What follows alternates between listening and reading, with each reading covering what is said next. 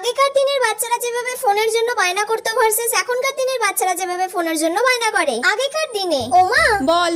বলছি শ্রেয়া না কি সুন্দর একটা মোবাইল কিনেছে জানো তো, সেটাতে কি সুন্দর ধুম্মা চালে গান হচ্ছে। আমি ওর থেকে একবার নিতে গেলাম কিন্তু ও আমাকে সেটা দিচ্ছে না।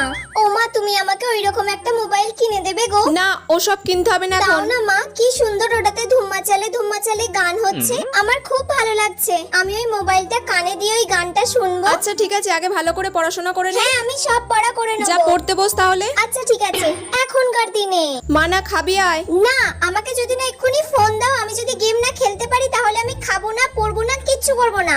আমাকে এক্ষুনি তোমার ফোনটা দিতে হবে, তবেই আমি খাবো, পড়বো, সব করবো। দাও। এই নে ধর।